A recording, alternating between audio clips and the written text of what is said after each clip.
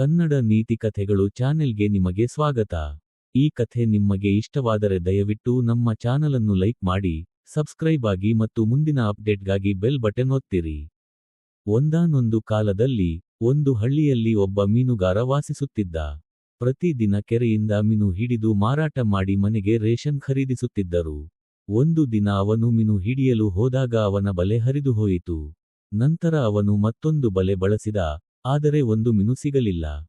ಇಡೀ ದಿನ ಕಳೆದರೂ ಒಂದು ಮೀನು ಕೂಡ ಅವನ ಬಲೆಗೆ ಸಿಕ್ಕಿರಲಿಲ್ಲ. ಇಂದಿನ ರೇಷನ್ ಹೇಗೆ ಖರೀದಿಸುವುದು ಎಂದು ಆತಂಕಗೊಂಡನು. ನಂತರ ಮಾರುಕಟ್ಟೆಗೆ ಹೋಗಿ ತರಕಾರಿ ಮಾರುವವರಿಂದ ಸಾಲ ಪಡೆದು ತರಕಾರಿ ಖರೀದಿಸುತ್ತಾನೆ. ಆ ತರಕಾರಿಗಳನ್ನು ಕೊಂಡು ಮನೆಗೆ ಹೋದಾಗ ಅವನ ಹೆಂಡತಿ, "ಇವತ್ತು ಎಷ್ಟು ಮೀನು ಹಿಡಿದಿದ್ದೀಯಾ?"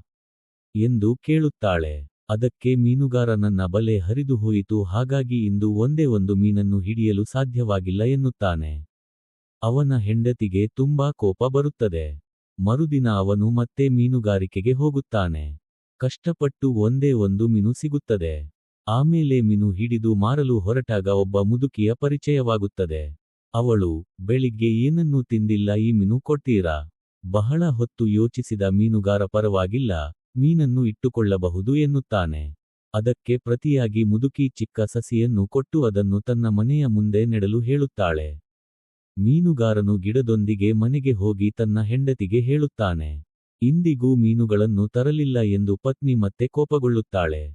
ಆದರೆ ಮೀನುಗಾರ ತನ್ನ ಮನೆಯ ಮುಂದೆ ಗಿಡ ನೆಟ್ಟು ಮಲಗುತ್ತಾನೆ.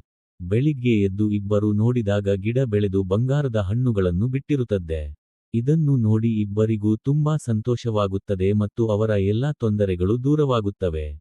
ಮುದುಕಿಯ ರೂಪದಲ್ಲಿ ದೇವರು ನಮಗೆ ಈ ಮಾಂತ್ರಿಕ ಸಸ್ಯವನ್ನು ನೀಡಿದ್ದಾನೆ ಎಂದು ಮೀನುಗಾರ ಅರ್ಥಮಾಡಿಕೊಳ್ಳುತ್ತಾನೆ. ಇತರರಿಗೆ ಒಳ್ಳೆಯದನ್ನು ಮಾಡುವ ವ್ಯಕ್ತಿಗೆ ದೇವರು ಒಳ್ಳೆಯದನ್ನೇ ಮಾಡುತ್ತಾನೆ. ಕಥೆಯನ್ನು ಪೂರ್ತಿಯಾಗಿ ಕೇಳಿದಕ್ಕಾಗಿ ಧನ್ಯವಾದಗಳು. ಮತ್ತೆ ಸಿಗೋಣ.